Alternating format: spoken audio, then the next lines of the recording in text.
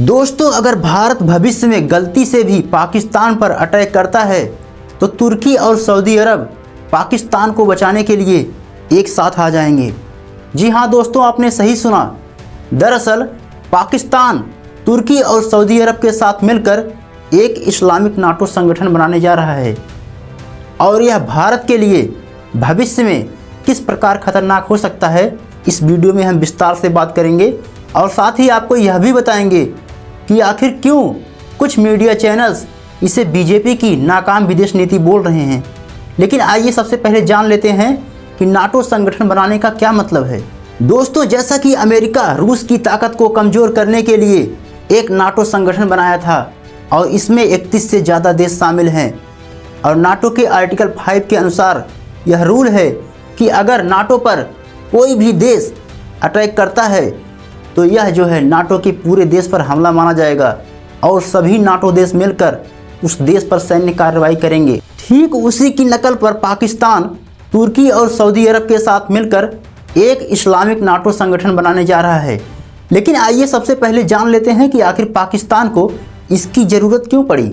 दोस्तों, जैसा कि पाकिस्तान आर्थिक संकट से गुजर रहा है और पाकिस्तान में महंगाई का स्तर चरम पर है और आर्थिक संकट से उबरने के लिए पाकिस्तान सऊदी अरब के पैसों का इस्तेमाल करेगा और दूसरा सबसे बड़ा कारण यह है कि तुर्की से हथियार खरीदेगा।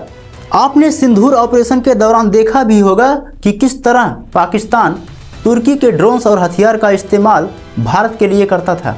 इसके साथ ही पाकिस्तान कश्मीर मुद्दे को अंतर्राष्ट्रीय स्तर पर उठाना चाह रहा है और इस्लामिक नाटो संगठन बनाने का तीसरा सबसे बड़ा कारण यह है कि भारत आर्थिक महाशक्ति के रूप में उभर रहा है और अपनी सैन्य क्षमताएं मजबूत कर रहा है, जिससे पाकिस्तान को हमेशा डर रहता है। आगे हम बात करेंगे कि इस्लामिक संगठन बनने से भविष्य में भारत के लिए क्या खतरा हो सकता है।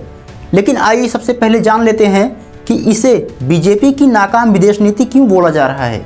दोस्तों, जैसा कि वेनेजुएला, ईरान और ग्रीनलैंड की वर्तमान स्थिति पर भारत सरकार चुप है। इसके अलावा भारत सरकार ने ईरान और वेनेजुएला से तेल लेना अमेरिकी प्रतिबंधों के कारण बंद कर दिया है और इसका तीसरा सबसे बड़ा कारण यह है कि भारत ने रूस से तेल लेने में 29% तक की कटौती कर दी है। इसके अलावा ईरान में भारत द्वारा बनाए जा रहे चाबहार पोर्ट पर अमेरिका से बात क्यों की जा रही है, जबकि यह पोर्ट तो ईरान में है।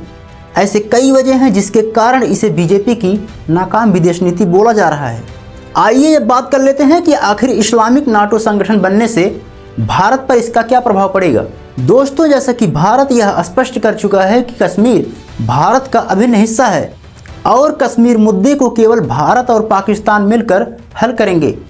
लेकिन नाटो बनने से इसमें तीसरे देश की एंट्री हो जाएगी। दूसरा सबसे बड़ा प्रभाव यह पड़ सकता है कि पाकिस्तान जानबूझकर भारत के साथ तनाव उत्पन्न करेगा ताकि बाहरी देशों जैसे तुर्की और सऊदी अरब का साथ मिले। बाकी आपको क्या लगता है कि क्या यह बीजेपी की नाकाम विदेश नीति है? कमेंट में अपनी राय जरूर दें। मिलते हैं अगली वीडियो में, तब तक के लिए जय हिंद, जय भारत।